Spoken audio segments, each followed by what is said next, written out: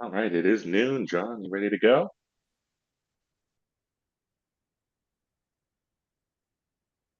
Well, either way, thanks for joining us today. My name's Jasper with Score Maine, joined by John Anderson, our chapter chair for Central Maine, here to present today on starting your own business. A business has to start somewhere, and Score's here to help. If you're not familiar with us at Score, we're a nonprofit partner of the SBA, and we help clients from all stages of the business cycle, from pre-start to exit. If this is your first time attending a workshop, welcome. And if you're not already working with one of our mentors, it's just as free as this workshop. Head back to score.org and click on Find a Mentor. Otherwise, John, you ready to take it away? Great. Okay, thank you very much, Jasper.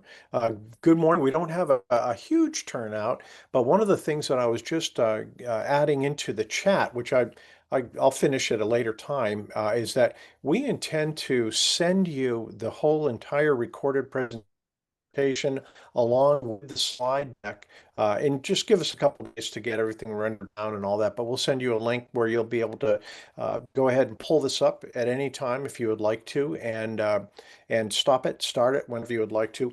We also have a Score Main YouTube channel where we'll put this as well. So that's something you can even catch prior presentations if you would like. So, and we have other webinars recorded that we store there that dealing with marketing, with accounting, with business plans, with anything you can imagine. And don't forget score.org, which will gives you a variety of templates of other access to other webinars across the nation. Some are for free, some we charge for, but these are all resources that are available to you. And we try and keep this as low cost and as free as we possibly can. It's just something to help you, to help the community. A little bit about my background is that I kind of fit the normal mold of the SCORE volunteer in that I'm a retired executive and have some background in HR, in budget, in contracts, in finance, in just in the general dealing with the general aggravation of the business world. I've probably made more mistakes than you folks have, but I've learned from them and hope to share them with you. I also will be sharing with you some of my own experiences with clients who are similar probably to you, who are interested in not only in starting but operating their own business successfully. And that's I'll throw those in there from time to time as it is pertains to the slide. But let's go ahead and we'll get started. One of the things that I'm going to make sure of is that first of all, can you see the starting your own business, the green and blue title slide? Hopefully, yes, Yeah, because it looks it's good to Yes, me. on. we get Okay, and we've got this design is we have blue bordered slides and we have green bordered slides. And the blue bordered slide, that's something that has the content, whereas green is kind of the summation on there. And that's very helpful for me, at least, because I won't miss anything. But it's also for you too, if you're taking notes, etc. If you just want to ask questions or whatever, we can stop at any time. But this will keep us on track and keep reminding you we don't really need to do any of this that's on this particular slide on the introductions. We're scheduled for about an hour and a half, and I don't want to take any longer than that, because most of us need to get back to work or whatever we were doing on there. But I'm happy to, if you have something that comes up, stop right there and we'll spend the necessary time to try and explain it out. So. Like I said before, this explains the format, the way we've designed this. And just keep in mind, if you would like to take some notes, go ahead and do that. But like I said before, we'll go ahead and send you a link with the whole presentation and the slide deck. So, and you'll be able to access that as well on our Score Main YouTube site. Now, the first thing I like to start with, this is the target. And I know that on the target, we tend to go from the outside to the in. But the inside, the target, the bullseye is really where I think that we should start. It's the why you would actually want to start your own business, why you would want to be in business for yourself, because that's going to take you through the hard times on the how you're figuring out your processes, how you're figuring out your clients, how you're trying to meet their expectations, how you're trying to power through the slow seasons or the obstacles that you'll have. The why will also help you on the what you're doing and all that. Are you a carpenter? Are you an electrician? Are you a hairdresser? Are you a daycare provider? Are you a cider presser? Are you a wine bar operator, etc.? Those are the various things that people do and how you do it, but the why is going to be the key. That's going to keep you going when the how and the why, the what's are questioned here too. And that's why I start. Number one, why do you want to be in business for yourself? Why do you want to run your own business? Is it for money? Is it, as some clients have told me, is it, look, it just seems pretty easy and, the money's coming in and it doesn't seem to be that hard, not anywhere near as hard as what I'm doing right now for myself. Um, but how will you accomplish it?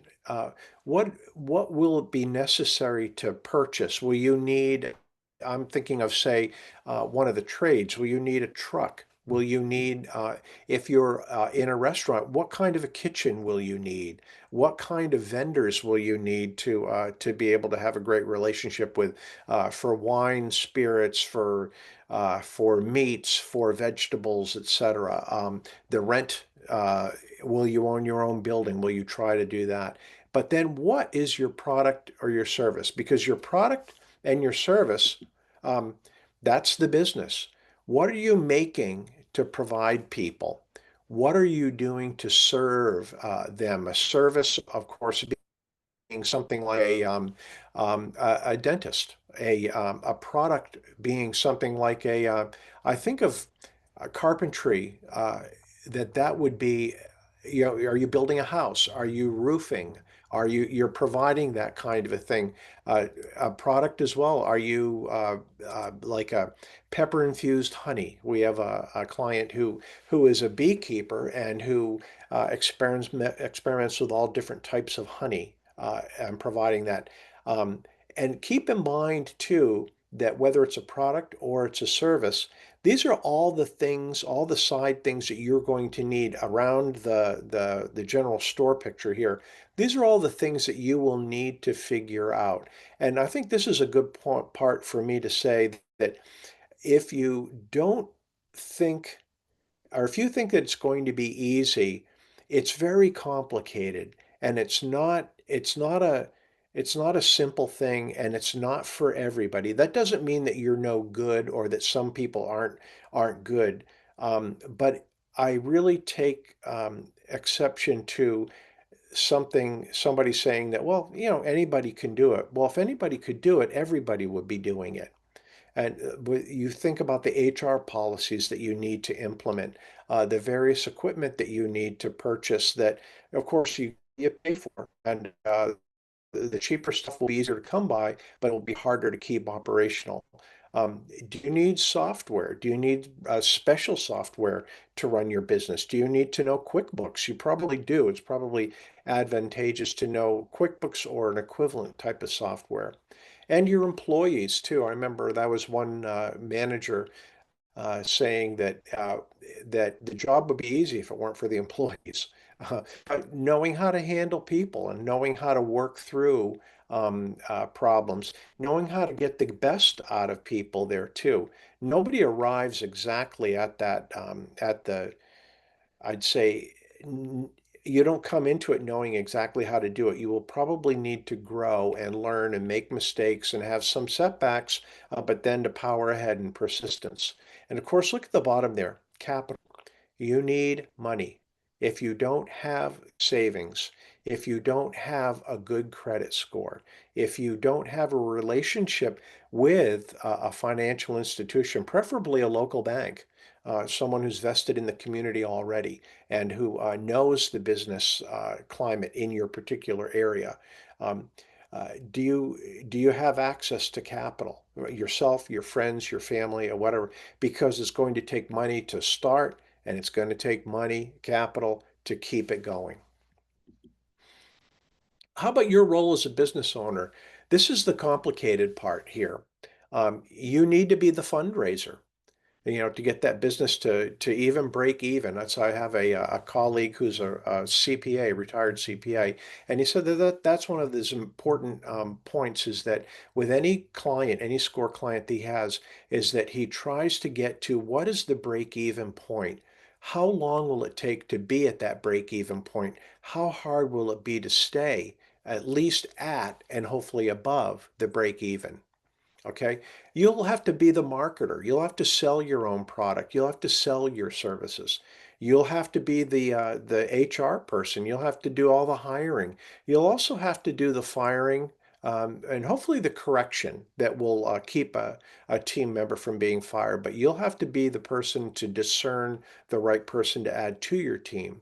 How about your processes, your manufacturing, if you're doing a product? And how about your scheduling, your appointments, your um, uh, if you're providing a service? Because one of the things you'll have to do is you'll have to find when you're too busy, when you're not busy enough, and kind of figure out how much business you can actually accept without going over and then stressing your current structure, or what it will take to actually improve your structure and build that out.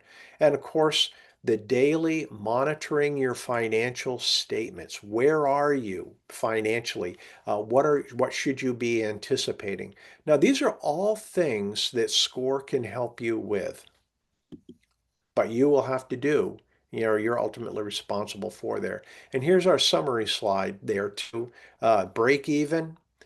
What will you need in equipment and your processes?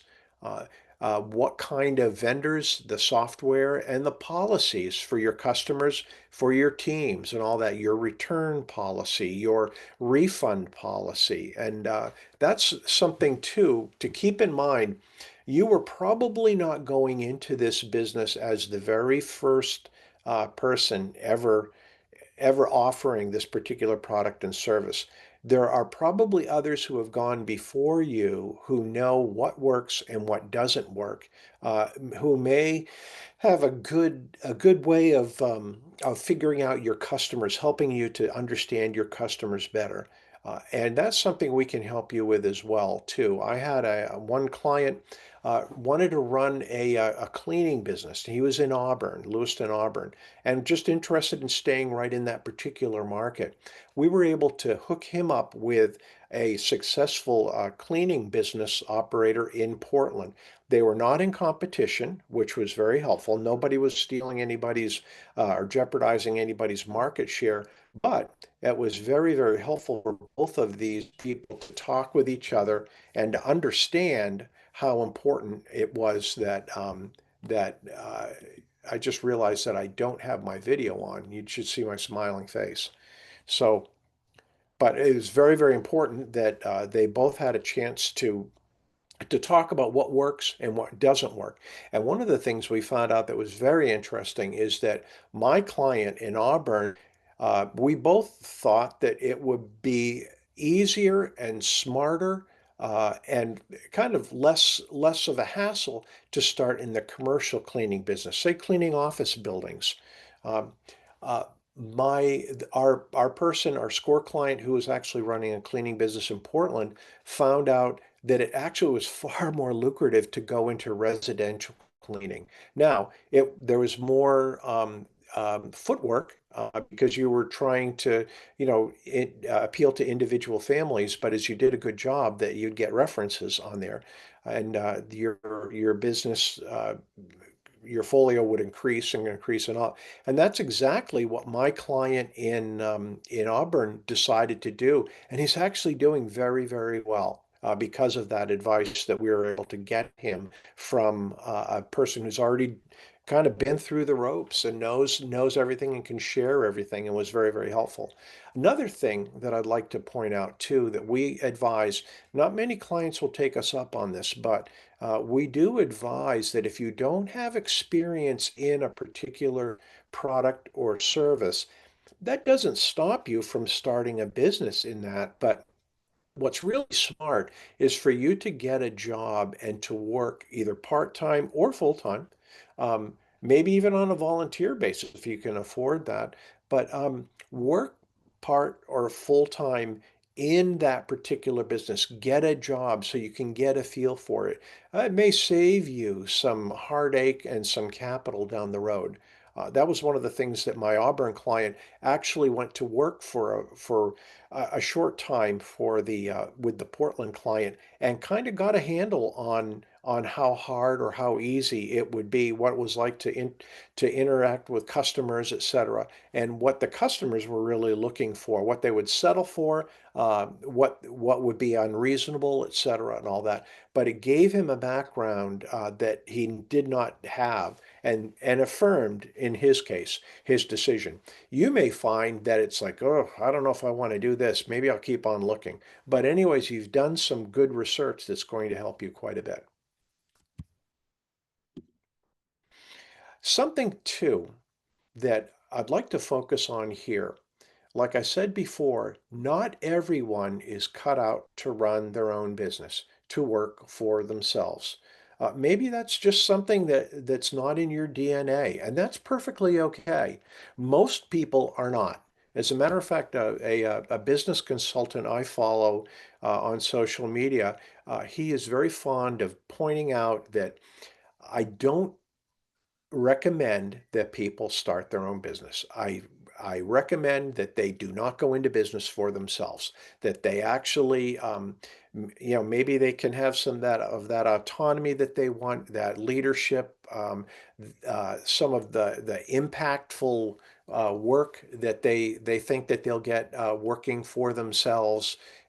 Maybe they can get all of that working for somebody else. It certainly will be a lot easier uh, on them. And because most people are not cut out to do that.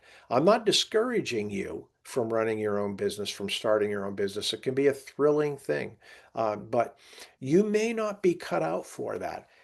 Who can tell you that? Who can give you advice on that? The people who know you, your spouse, your girlfriend or boyfriend, your people who know you and who know you a little bit more deeply than, say, if you and I had a conversation, me as your score mentor and you as my client. But those are the things that I would ask you. What makes you think that you would succeed in this? Do you have the risk tolerance? What are you going to do? How can you handle it? My barbecue restaurant client, who in the winter months, it's very slow. It's very slow. 5 or 6 customers a day. And most of the other similar type of operations that I've seen, they close around Columbus Day and then they reopen perhaps on in April or even the Memorial Day. But he insists on staying open over the winter, and I think all of us barbecue aficionados, we love that. But is that realistic? And I think it's very, very hard on him to get through the winter months, and especially if there's a lot of snow, if there's a lot of weather that keeps people inside, even those 5 or 6 customers a day, they won't show up. Can you handle that? And how about your family? Do they support that? Do they support that? Do you have enough passion to make this business run? Are you like one potential client who just says, hey, I want passive income, and I think that running a laundromat or a car wash, I've always heard that that's just, you just go in there and collect the money. And not quite as simple as that there too. But there's no passion other than just to be able to, I think his passion was to get something for very little, if nothing, effort. And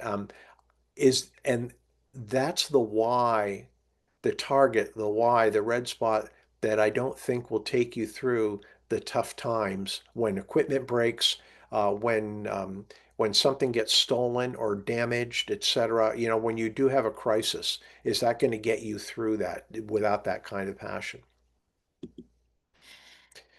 Money. You need capital. You need to have time. Can you do this on a part-time basis while still working a full-time job? Maybe you can, but you'll be giving up your evenings and your weekends. But maybe it's worth it. Do you also have the health?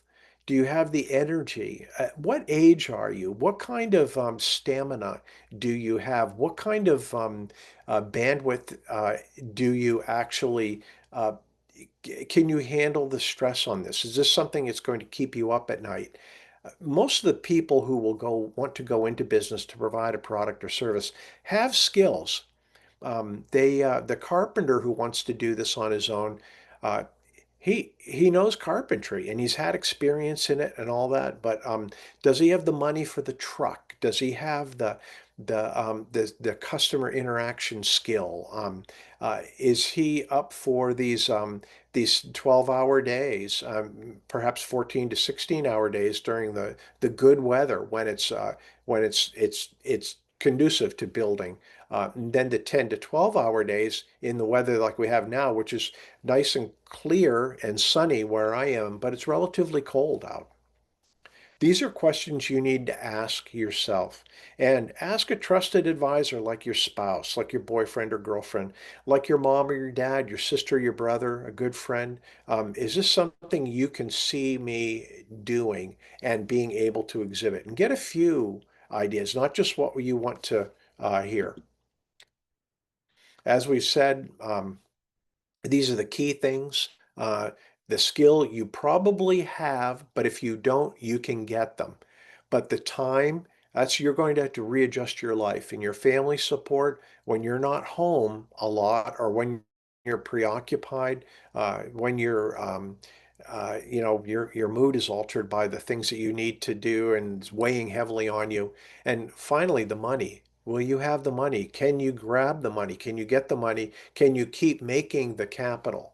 Because that's one of the things that we say here too, is that um, a close, while there's a close second where there's no market need, which we'll talk about, um, you run out of money. You run out of money. You can't pay employees. You can't, during the slow months, you can't pay the electrical bill. You can't pay the mortgage or the rent, which is constant, whether you're making good sales in June or July or not so good sales in December. Do you still got the money that you'll need to be paying out no matter how your business is doing. And the second thing, look at that no market need. You know what that points to? That points to a person having passion and having skill and having money, but not understanding what the customer wants. Because it's going to be the customer who ultimately determines the success of your business providing that product or that service. And the customer, are you solving problems for them? Why is it a problem? Is it something they can just do themselves, or that they just won't spend the money to get done? I've got a ton of leaves out of my front yard that I'm trying to pick up myself, but I tell you, right in the middle of the next load and the next load and the next load, it makes me think about these lawn service guys who just come in one morning or one afternoon and sweep my lawn clean. Sure, I pay for it, but I'm not out there in the cold morning after morning, afternoon after afternoon, and etc. It's a problem, and uh, I am very close to enlisting the help of a landscaper to just come in and just take care of it and take care of and haul my leaves away. And if you're a landscaper, are you going to solve it? That's the way that I would approach me. If there was somebody who was a landscaper, is look, this problem that you have, I can solve it for you. And I can solve it like this fast, and at this particular price. And the reason you want to go with me is fill in the blank. And you're a problem solver. you're someone who's going to make life easier or even doable, or a business even viable for that customer. It's kind of, I have a little bit of an educational background, and that's one of the things that we talked about with student-centered learning, is that you're perfectly able as a teacher to walk into a classroom, present your material, walk out of that classroom and think you've done a great job without ever asking the student, hey, did you pick up what I was putting down? Were you learning what was intended, etc.? And it's a common human problem that you will go into business convinced that if you just do it, if you just make it, if you just provide it, the people will come. It may work, it may not, but that's something that you're right there. You are yourself. You're focusing on yourself. You're not focusing on your customer. Uh, we can get into some pretty deep customer analysis, and you can pay for this. You can actually find this and pay for this, but you can actually try and get it yourself. You can just ask around. You can uh, depending on the um, like on your pricing, that type of a thing, you can look and see. You can get this from the state of Maine, like what the income level is, et cetera, the demographics and all that. That's very easy to come by there too. You can also you can I'm thinking you can ask the councils of governments is a different. There's the Androscoggin Valley Council of Government. There are various councils of government. There are chambers of commerce who know customers, who know businesses, especially the business to business market. They have a really good handle on that, and they can provide that. Some of it costs, but some of it's much of it is for free. But that's one of the things that you'll want to do so that you're not barking up the wrong tree. You're not wasting money or effort, and you're not beating yourself up just because sales aren't coming in. Um, that you know your customers and that you can figure out what they're really looking for, and if the product or the service that you're willing to provide or that you want to provide is something that they'll actually be going after. And this is a little matrix that, yeah, and you can see there's interconnectivity between problem solution and your target. Let me see if I can minimize something here. Your target market and your value proposition. That's one of the things that we always ask you in SCORE as a client. What is it what is it that you're going to do that will make things better for your particular target? Why is that your target? And why does your target want what you are willing to provide? Again, it's customer centric. It's a customer centric world. And that's one thing that you've got to be tuned in for. And here are the values. I have a client who provides coaching, like gymnastics type cheering, coaching for kids. And that's one of the things that we were talking about with her marketing. And I thought she had a really good way of explaining what she wants to do. I was saying like, well, what you have to do, Carly, is I can maybe appeal to the moms and the dads saying, I can help your kid become more athletically adept or whatever. She's going, no, no, no, no, no. I'm already appealing to them as the kids or the parents as their kids are not kids, they're athletes. They're student athletes, whatever, but they're athletes. And that started off a whole value explanation. We were talking about if these are athletes, then they want to move, they want to do healthy things. That's a family that's also interested in making sure that their kids are strong and resilient, they're persistent, etc. But you can see where this was going, and this really affected her marketing campaign on social media, on any handouts that she would do, on how she even named her business. She um, Flips by Carly, I think is what she started with. And what we ended up with is Carly Flips. And I thought, Carly Flips, is that like you flip your lid or something like that? Yeah, I know you're not appealing to me and my generation, but is that something that your demographic will understand and because it's a trade term, it's a term of art. It's not just a colloquial thing. And she had to work through that, and she thought it would, and apparently it is. People, she's getting more students, athletes, I should say in there too. But you can see where the values, it's not just the product or the service, but this is some of the ideas, the things that would appeal to a customer demographic. And that we worked through very effectively with Carly in reaching who we determined, by the way, that the target market um, was not only the student athlete, but was primarily the parent who would be pushing their kids into their athletes into the service that Carly was providing, and would keep them in there, and most importantly, would actually pay for it. So we've already talked through quite a few of those things, but I think one of the things I'd like to point out there too is that um, why are you the best choice? Are you just the closest?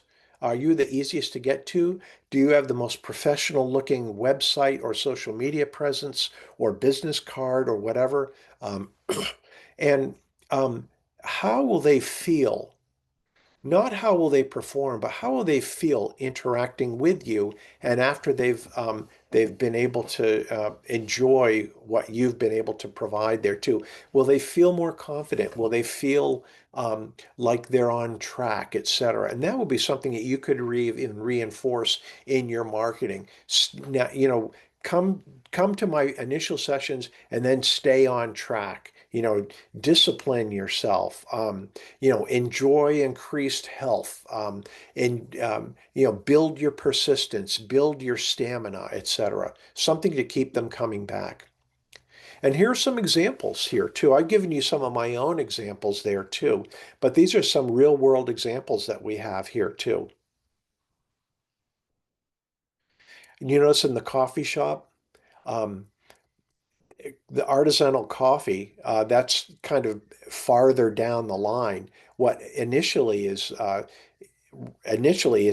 helping, and then local, and then feel good, and then do good there, and then you get to the coffee. And by the way, it's coffee, it's artisanal, it's not just run of the mill. And a community focused space, I don't know what exactly that is, but it sounds pretty good. So this is an emotional piece that we're talking about here too. Again, here we have this little matrix, fill it in. You have this, and you start working how they interact with each other and what your value proposition is.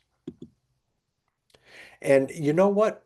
Just because it sounds good to you and may sound good to your friends and all that, ask someone outside your bubble if it makes sense. This is something we're happy to help you with. Even if you have an established business, we can help you with this. We can sit down because we're outside of your bubble. We have no emotional investment, and we can possibly provide a more honest or unbiased opinion, but we can help you out with that there too.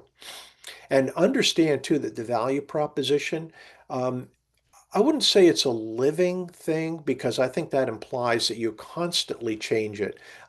But because once you nail it, you won't change it for some time, but you'll always be alert to how it may change over time as your demographic changes. And why would a demographic change? Well, there could be economic changes in your area. We have an influx of immigrants in the Lewiston, Auburn, and Portland, and the Brunswick areas there too.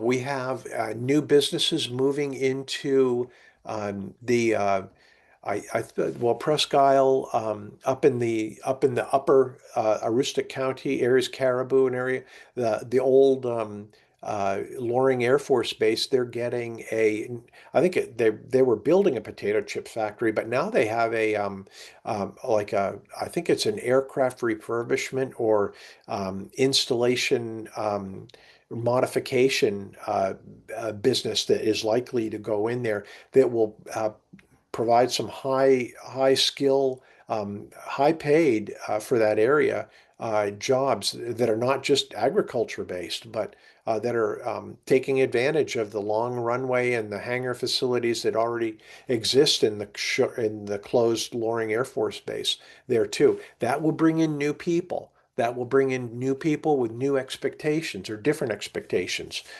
and you can take advantage of that. That's something that may be very, very helpful. And not only them, but as a business to business, perhaps this business asking them what they need now that they will have to have on site. I'm thinking paint or metallurgy or fabrication or any number of those things, climate control services, et cetera.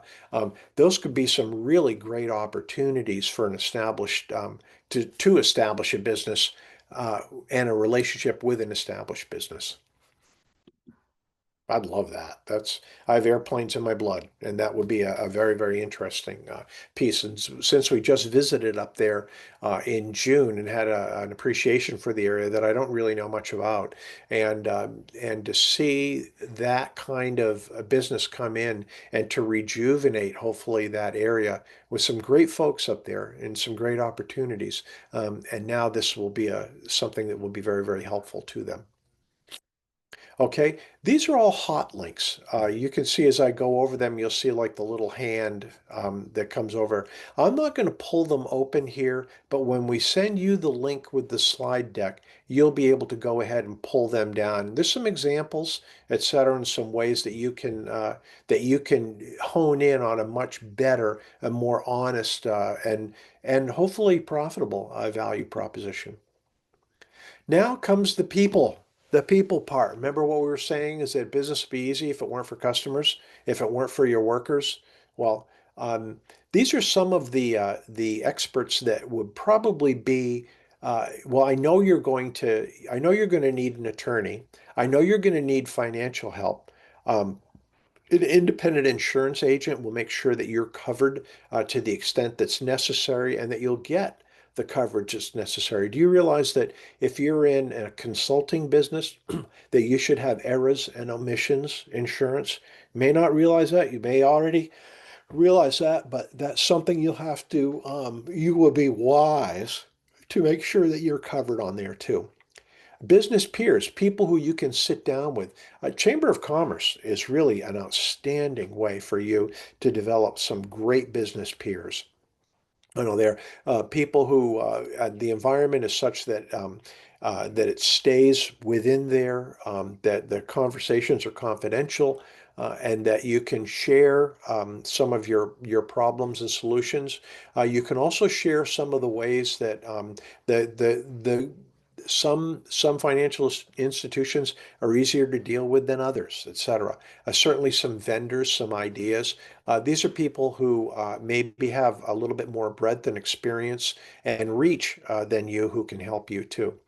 Another thing, trade organizations at the bottom there. I've found these to be particularly helpful. I have one client who is he's a maritime sailor, and he's gone for 6 months at a time. But when he's home, he has established a construction business, and he's providing a lot of the capital because, as you know, the maritime trade they pay well. He's providing a lot of the capital there too, but he really needs some peers. He really needs some some more experienced people who can help him as he sets up his business and operates it. And there are two. contracting trade organizations, both of which are great in Maine. And we talked about that, and we provided him both. I don't know which one he joined, but he did. He said that it was really outstanding. He really has a great experience bank that's with him in that contracting organization, and he's a member in good standing and is and really benefiting from that. There's a hospitality trade organization that I'm aware of in Maine. There's a plumbers and HVAC installation trade organization. I believe you'll have some other legal, medical, etc. But Maine is big, and professions that they all have trade organizations. We even have one. My background, I've done a lot of public relations and public affairs, and we have the Maine Public Relations Council. I'm on the board and happy to be there and contribute as well. So, but all of these are available to you. Memberships are usually pretty inexpensive, and most of the people I've talked to say that they get a lot more out of it than really. Here's part of your insurance piece there too. And I don't want to spend a lot of time here, but understand that it's pretty comprehensive what you'll want to make sure that you're covered for. You can try and self-insure.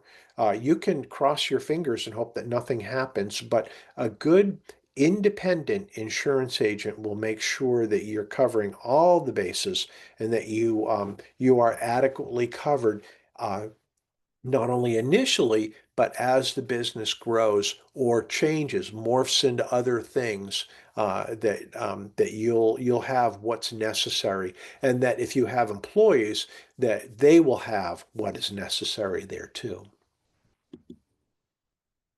State and federal, town and city, both of these areas have pertinent regulations. I have one client who was very interested in buying commercial rental. Well, I'd say rental properties in Lewiston and in Auburn that he would convert into Section 8 housing.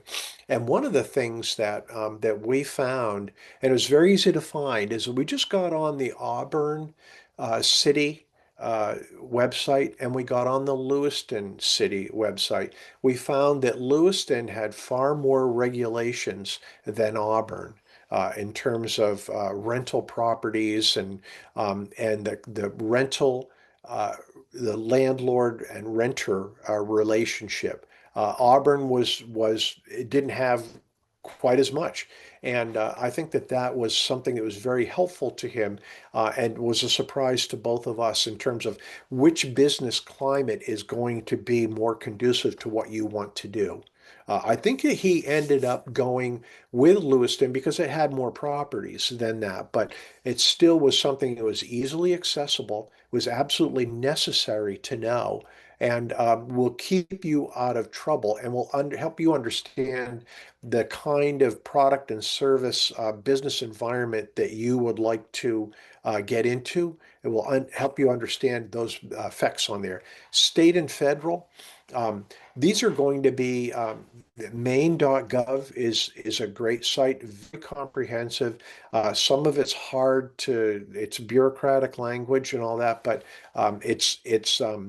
it will keep you straight in terms of your sales tax. That was one client we had that very successful clothing client and urban wear, um, uh, young high school and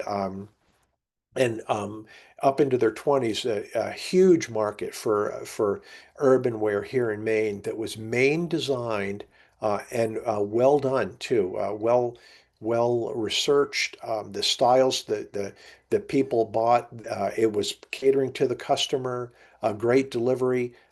In business for 2 years, going gangbusters, and had never looked into paying sales tax, had never looked into the actual sales tax requirement. And they said that, well, it's understandable because Too busy. Well, I stopped him. I stopped him. I said, it is not understandable. Now, I understand what you're saying, and but the state, uh, the country, the nation, um, if there's any tax due, they will take it out of you. It will be immediate.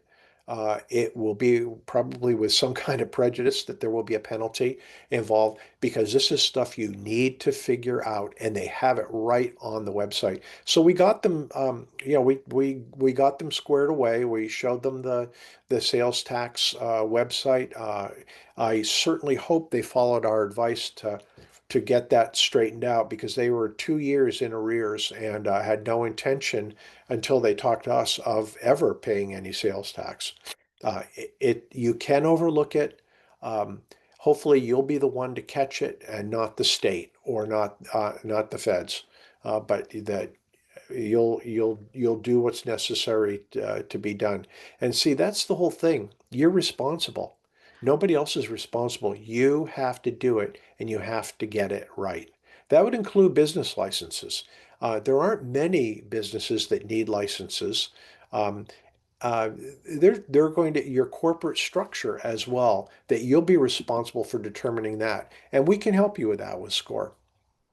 Again, here's our summary slide. We talked about insurance. I'm going to leave that up to your independent insurance agent. Um, your local and state regulations, they're all online. You will have to pour through them and get a handle on that there too. Your employees, will you need employees? Will you need employees only for the busy season and then let them go during the slow season? Very hard to find staffing here. It's not only a Maine problem, but I can speak authoritatively in Maine. It's very hard to find good people. The old adage about it's hard to find good help nowadays. I guess it's always hard, excuse me, to find good help. But that's one thing that I've seen with my clients who want to expand. It's very difficult to find not only good help, but help that's willing to learn and help that will persist and stay on. And then they're often my clients are not always in a position to provide steady employment through the slow months. But that you still need employees. Otherwise, it's all entirely up to you. And what if you get sick? What if you get hurt? What if you just get burned out? This is the type of thing is very easy to do in running your own business. Speaking of business, what kind of business? Well, a sole proprietor is it you're it. You're in charge. You're the leader. You make all the decisions. You do all the marketing. You make all the product. You provide all the services. You're the sole proprietor. Now, keep in mind too, you're responsible for everything. You're responsible for the financing. You're responsible for all the bills. You also are liable for any kind of problem that may result from your product or from your service. That's why we get into the limited liability corporation. It's actually the limited liability company, I think is what Maine calls it. And that's an LLC. You'll even see those words LLC, or those letters LLC after many businesses there too, meaning that if there is a problem with the product or the service, you can those who would like to sue or who seek anything, they can only sue for the assets in the business. They can't go after you, the owner, in terms of for your personal abilities, your personal possessions and assets. That protects them. Of course, what my lawyer friends and colleagues like to tell me is that nothing provides protection like a good liability insurance policy. The LLC, good to have it. $175 a year, or for initially, and then $85 a year to Maine to provide that. It's right on the Maine.gov website. We can. I like for my clients, if they want to start an LLC, what we'll do is we'll do a Zoom call or Google Meets, and I'll share my screen and I'll show them how the whole website works. It's meant to be pretty simple, but then they can decide, my clients can decide whether or not to just um, that they can fill it out themselves or they can enlist an attorney to help them fill it out there too. Attorney will be anywhere between $700 and $1,200 to fill out the 4-page form. Some elect to go with that. Others just say, this looks simple enough after an explanation that I can go ahead and fill it out and do fine. There's a partnership. There are many partnerships, and partnerships can be very successful. But with partnerships, you have to spell it out, the operating agreement. What happens if one partner wants to take off for the winter and go down to the Bahamas, leaving the other partner to run the business? How do you continue to share profits in the same way? What kind of consultancy will that partner demand if they're down there drinking pina coladas, while you're back here in Maine, out in the cold, et cetera, and all that? Uh, you'll have to spell that out. You'll have to spell that out what's fair, and both parties will have to sign that too. Best to be done with an attorney so that you understand. And the thing that I see most of all is what happens when one partner wants to get out. One partner wants to start a new venture or just wants to retire or whatever. What happens then? Or what happens if that partner gets sick, incapacitated in some way, or heaven forbid, even dies? How does the business then operate? How does it go to the partner's the deceased or incapacitated partner's spouse or family or whatever? You have to spell that out. You have to think about that ahead of time because there have been some really messy times on that it wasn't necessary that it was messy. It could have been very, very simple, provided that everything was thought about ahead of time. And there are templates. The attorneys have templates. They have a good idea of what's most likely to happen and can steer you in the right direction and take care of whatever fears that you may have. Notice how, and then there's a C Corp, and then there's an S Corp. All of these have hot links you can see, and when you get the slide deck, you can figure that out. And these all have descriptions, and will even some of them even bring you to um, like the site that would be necessary for you to figure out what type of business structure you need. Here are the partnership things. I know I went into a little bit of most of the detail actually that I wanted to cover earlier. Um, it just protect yourself. Each partner protects him or herself, and you keep not only professional relationship but probably a friendly relationship too because it's spelled out. A prenup is the marital equivalent. Is that called a prenup? I'm not sure how much of a but you can understand that uh, you really need to figure this out between you and the partner, and the operating agreement is going to be the way to do that. And there's an example of a pretty good operating agreement on the Maine state website. Here's some other things, very easy, more admin type of things is that, uh, and when you're applying for an LLC, part of the LLC paperwork includes the link for the main registry. You can see I'm pointing to that right now, just to make sure that you're not duplicating someone else's company name there too. And then the Patent and Trade Office, that would be something that would be available to you to ensure that you're not trademarking or patenting, trying to patent something, a product or a process that somebody already has. Um, your corporation, um, your numbers, your federal employee identification number, very simple IRS website. You can just go federal EIN, and I think this hot link takes you right to that. And sales tax, don't be like the other client You don't want to be 2 years in arrear. You don't want to be any days in arrears for your sales tax. Governor Mills will she needs it to run Maine, and she will come after you. Um, a business checking account. Don't use your own personal account. You'll use a business checking account using your certificate of formation, your federal EIN. Your certificate of formation will come with your LLC paperwork. And of course, any licenses you need. Now, understand too, um, there are state licenses, but there are also county and and municipality licenses. You need to check all of those. You may not need anything, but it's very, very easy to do a simple web search and you'll be able to find that out. We can help you with that. Okay. And here's kind of like a nice summary there too. Um, what is the structure that's going to work best for you? Very simple. It may be better just to stay a sole proprietorship or just to go for a single member LLC. That may be the best way to do that.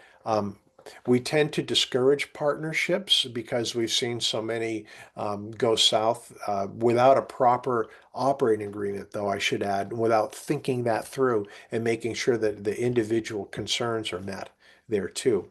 Your business name, um, it should, I've always thought that it should indicate what you do.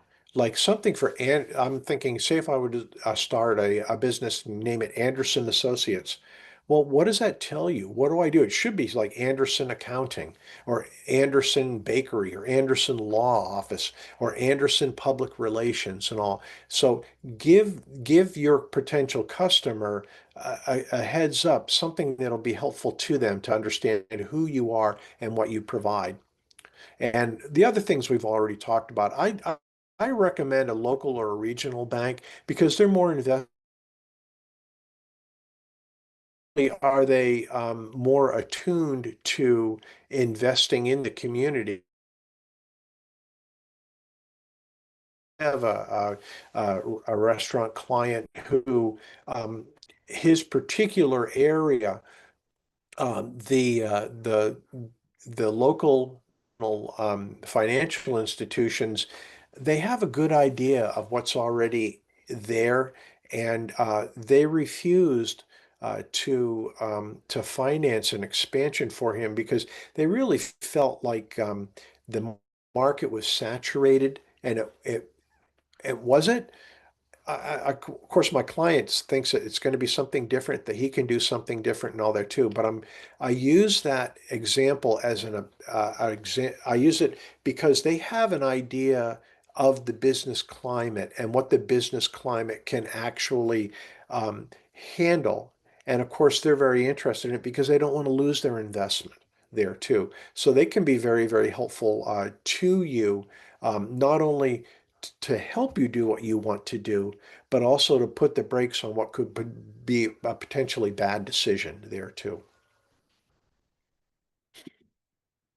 And the funding, the how much will you need on this? You have startup costs.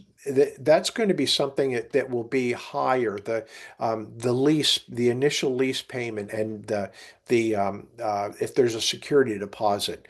Think about it there too. The initial down payment on the electrician truck. Think about that with the buying the restaurant equipment, whether it be new or used. Those are going to be initial startup costs that are much more than your daily. Think of for a restaurant, say, yeah, your daily products that you'll need that you will be making into what you sell. Um, and you're going to have some deficit until you can break even.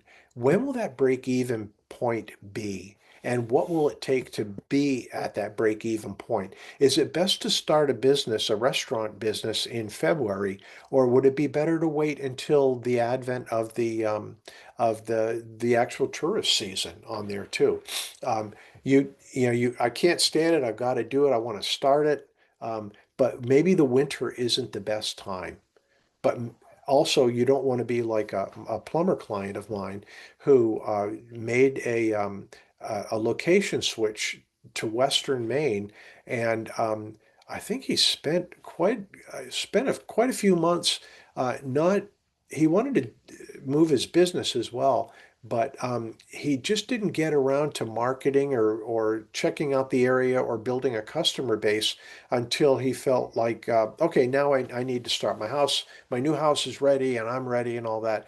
And it would have been better for him to build up his customer base, to get a better idea of the business climate, to do his necessary marketing, and then get his house squared away. It's like that old farmer's thing is that plant your crops and get your barn ready, then work on your house. So um, but think about that, the starting point and what it will take to start, how much it will take to start. And another thing is that the 2 to 3 year cash flow projection. That's not just a suggestion, but if you go for a commercial loan, they want that. The loan officer will want that. We have a simple template that you can use that will cover pretty much everything, and you just plug in the numbers. It's an Excel spreadsheet that we've developed that's been very, very handy, and that we've got a lot of compliments from local lending institutions saying like, this is exactly what I needed, or is very, very close to it. And you saved us some aggravation. But and it's just something that our clients will sit down and work through, however long it takes. And the cells are all filled out, and the summaries or the summations all filled out, and that'd be very, very helpful for you. And part of your business plan. And here's some of the ideas too on funding is that, it's not only commercial lending, there are other sources that you can get your family. You can save it on your own. You can work full time or part time and then part time in your business, funding your business by what you're making out of your salary. Um, Maybe you have friends and family who want to invest there too. And you can see the small print is not always a good idea, but it is something that will be available to you. Venture capital at the very bottom. Do you understand how venture capital works? Is that it's hard to get it unless it's a big idea or it's a big business startup there too. But they usually want their money back plus a return um, within 5 to 6 years. So unless you're ready and able to pay all of it back, plus, um, plus not interest, it just what you've agreed to ahead of time, what would make their investment lucrative. Um, Venture capital may not be the right thing for you. It rarely is. I've not seen much of that at all for my clients, but it's still interesting that I had one client who had a person come in and says, I want to invest in your business.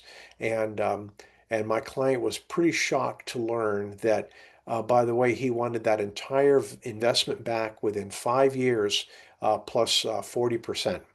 And while the 40% sounded way too high, um, the 5 years was no surprise at all to me there too. And I think my client negotiated down the 40%, but he still took this guy on as an investor, and it's actually worked out pretty well for him.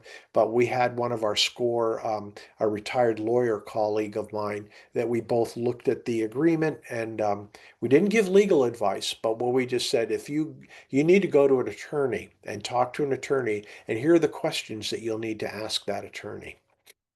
But that's another thing that SCORE was able to help with there too. A little bootstrapping. This is really what that means is that um, I think of it as you are whatever this is what that urbanware business did is that they would make something, sell it, put the money directly back into the business to make more, sell that, put it back into the business to make more, to build up inventory, etc. And then, of course, here are some other things there too. The starting with special events. That's one thing that's I've had. um, a kettle corn client of mine. Uh, they were they were big on conventions, on other events, on not only on makers markets, but county fairs, etc. And I think it really worked well for them there too. They had a, we were talking about shipping, and we found that shipping was so expensive, even though it was a fairly light product. It was a high volume, but it was a fairly light product. But shipping was really a very small part of their business. It was the direct sales at the events, and they found that to be a very, very successful way to sell their product. Certainly brought me into a maker's market, and it was outstanding. I love kettle corn, and they did a great job with it there too. Subcontracting, develop skills and market knowledge helping others. You ever heard of Patreon? My daughter-in-law is a very a successful events florist. She's been in business for 8 years. She did all of the bootstrapping, etc., at whatever. And as a florist, there's specific designs. You don't just throw things together. There's specific designs that she markets. And what, excuse me, what she's done is she has a Patreon site. And the Patreon site, they're subscribers, and she will share. She calls them recipes, but she will share how she designs and what goes into a particular design. And the Patreon subscribers tune in and they attend workshops and they learn how she does her floral arrangements. They pay for it, but it's a successful Patreon site and it works well. And of course, our summary there too. Is there one other thing the one thing I'd like to point out here too, the low risk, low cost way to test the market. That's what my kettle corn manufacturer did, is it was very easy to contact the county fairs and the those type of events, and that's how they worked that, uh, and found that it did very, very well throughout the year, and it didn't cost them a lot, and it was they would make their product ahead of time, and be stock up the inventory and then go ahead and be able to sell that uh, in bulk and sell it out at the market, at the various events, the county fairs, and did very, very well on that there too.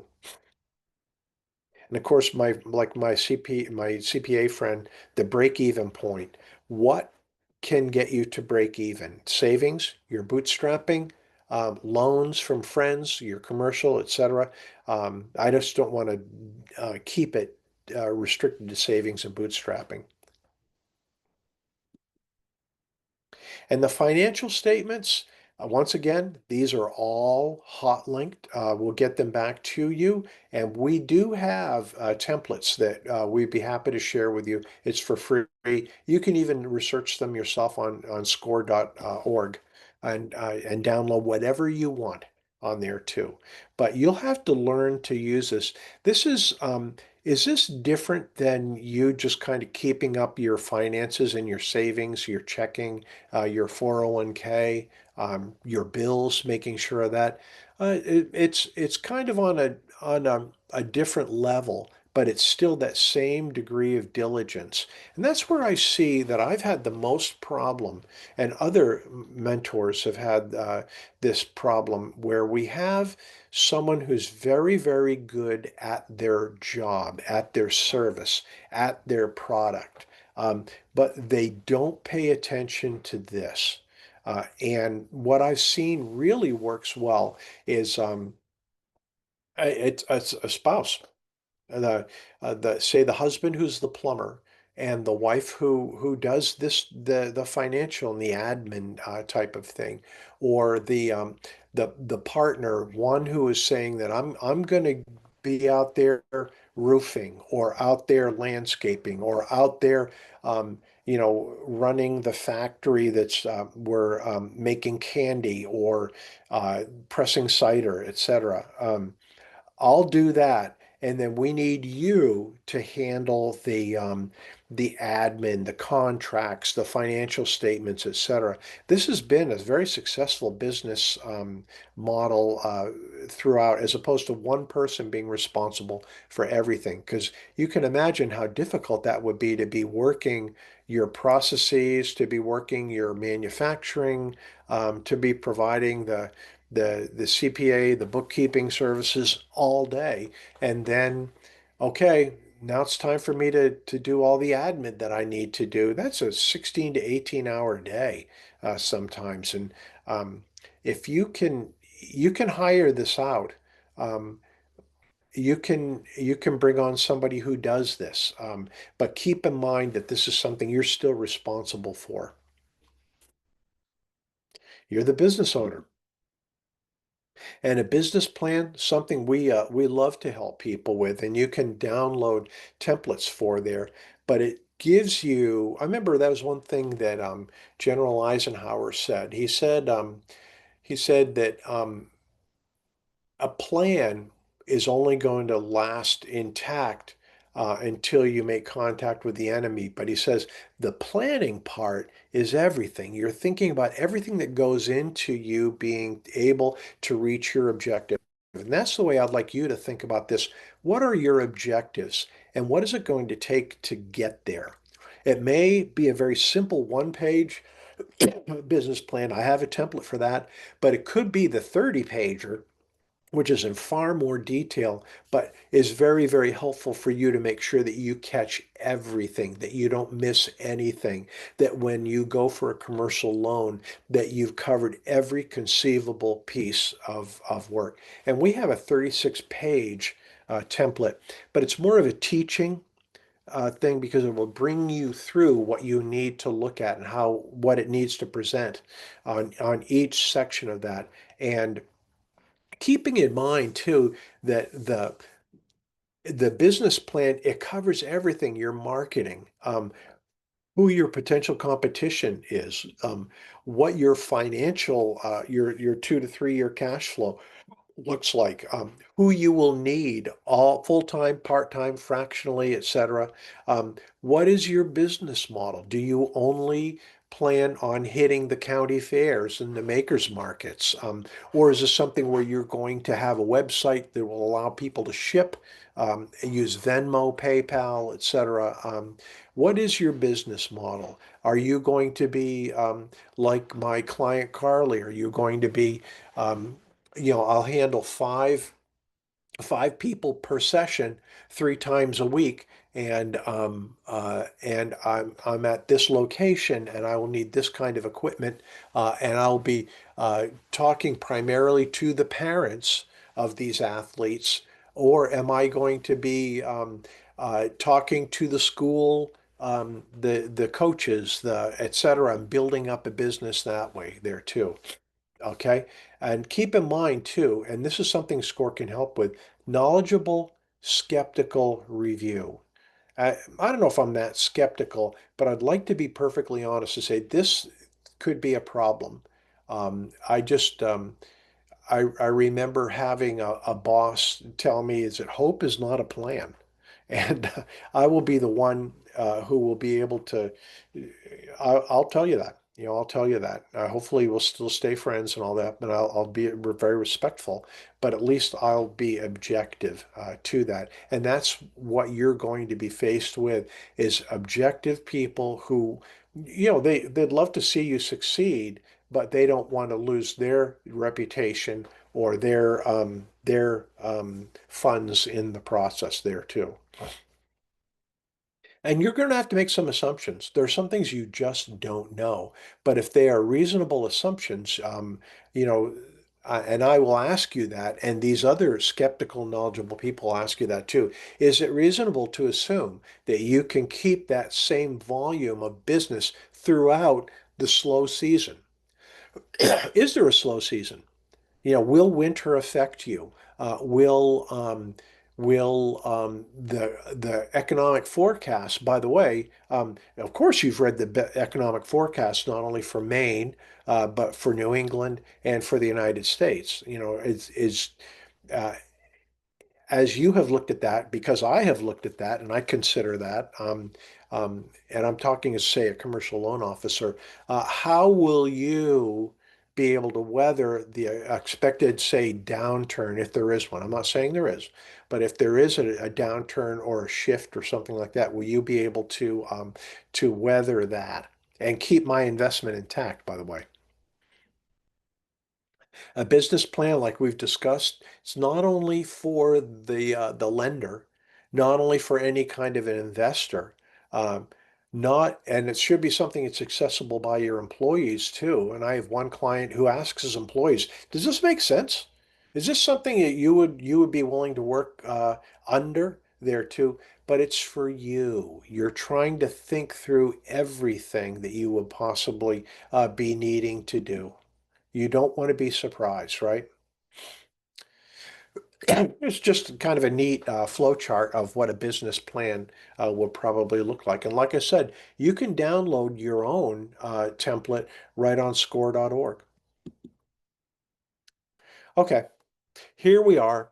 We have a little bit of time left over, probably what, about 15 minutes. Uh, and I think that this is a nice, succinct slide. There's no such thing as a passive income business. People claim there is. I don't think there is. Businesses, if you want to go into business, it takes a lot of work. Um, you may not be the right person to do that, and that's perfectly okay. There are plenty of us who were better off working for a company or working for another person. That's perfectly okay. Doesn't there's no qualitative difference on that there too. Um, you have to know your customer. You have to be customer centric. It's not just something that you have a passion for and that you like, and that, of course, people will like it. Just like me, I know they're out there. Prove to me, prove to yourself who is out there and why they need you, your product or your service. You know, and that brings us into the competition. What is it that differentiates you from someone providing the same service or the same product or a very, very similar one? Why are you better? Are you closer? Do you have better customer service? Do you have um, a better handle? Are you smaller and therefore more agile? Um, are you more innovative? Is that something you're working, say, various AI uh, helps into your processes that will make you faster or more accurate, et cetera, there too? Okay.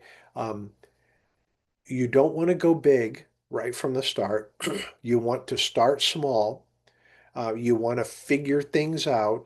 You want to be careful because not only with the capital, but with your processes and all that, you've got to, you won't have the solution right at the start, but you'll be continually making things more efficient and better. And you have to adapt. You'll have to change. You'll have to change faster, perhaps, than you want. You'll have to exercise more patience than you're accustomed to. Um, you'll have to be more persistent than you've ever been before. You will also, you'll just have to be able to be more resilient because if you do get knocked down, you don't want to stay knocked down. You don't want to. You don't. You've got to be more optimistic and you've got to be more forward thinking, but you've got to be more realistic than you've ever been before. And last of all, we're here to help. And SCORE isn't the only entity available to you. We have some fantastic institutions that also have some money that's available for grants or for um, um, loans, etc. We've got the Coastal Enterprise Institute, CEI.org. They also run the Women's Business Center, which I have had a lot of success in referring female clients to. That a lot of interesting differences between male and female entrepreneurs, and the Women's Business Center really helps the woman who's starting out in business. But CEI also has business advisors and business plans. We've got the small business development centers run by the SBA. that they're available for you. SMDC, I believe. Yeah, small, no, SBDC. These are all things you can Google and you can find out. Score is not the only dog in this hunt that you have other offices and entities that are where for you. The Maine Technology Institute, MTI, offers similar services and has money, by the way, there too. And then we have some extension institutes through University of Maine. I believe Bates has one as well. But these are things that you can research on yourself because SCORE may not be the right fit for you, but we stand ready to help. And if you do want to mentor, just get on score.org and fill out the mentor form. Uh, you can even request particular mentors who may have a background in your specific interest area there too. So some of the things that Jasper mentioned right at the very beginning and were free. Uh, Check out our workshops. We've got a lot of offerings throughout the country, and we're very strong. We have a very strong organization here in Maine. So connect with a SCORE mentor today. Do we have any questions? You're free to unmute yourself, and we'll just talk here. We've got another 10 minutes. It's available. If you want to put them in the chat, we can read them off from there as well. I'm John, I going to want to thank you for stop. another Oh, great presentation. look at all those people we have, Jasper. Oh yeah, down a little bit, but that's all right. Like we said, we were recording, so that'll be sent out to you once it's available on our YouTube channel. And yeah, like John said, it's just as free and easy to get a SCORE mentor if you're not already working with one as it was to sign up for this workshop. We highly recommend. We're maybe a little biased, but we highly recommend. Yes, Kim, we will be sending out the slides along with the recording at the same time. And don't discount score.org. Yeah, lots of great templates and resources on score.org for sure. And we also have the SCORE, the YouTube site where Hmm. we put all of these workshops on. Yeah, our the recording of today will be on that YouTube channel, so just check out the channel when you get it. On we're Score Main on YouTube. Again, we'll be sending out the link to this recording, which our workshop library. So lots and lots of different topics. For instance, I presented this week logos from the ground up, logos for your small business. We had one yesterday as well on fraud proofing your small business, which is pretty awesome. And yeah, score.org as well. That's our official website where you signed up for this workshop.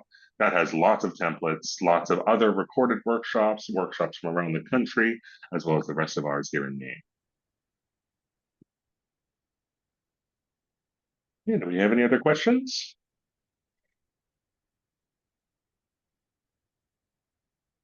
There are mentors who can help specifically with partnership ventures. Yes, I've definitely seen our mentors work in that field and help clients with figuring out their partnership. Yeah, just when you sign up for a mentor, if you didn't find one that specifically speaks to you in the mentor search, just put in your mentor request form. That's what you're looking for help with, and our client intake coordinator will pair you with the mentor that's best for that. Yes, Virginia. Yes. All right. I don't know if we want to give people another, 5 minutes of their lives back. And I'll include some contact info if anyone thinks of any questions after the fact. And again, it's a great time, especially if you're in the stage of starting your business or getting the business you've already started just up off the ground. We won't stop plugging ourselves with how much a score mentor can help you in that process. So feel free to reach out. It's just as free as this workshop. And otherwise, John, I want to thank you for another great presentation. I want to thank everyone for attending. And I do want to thank our sponsor today, the TD Charitable Foundation, for helping make this event possible. Hope to see everyone at another workshop soon. Have a great rest of your day.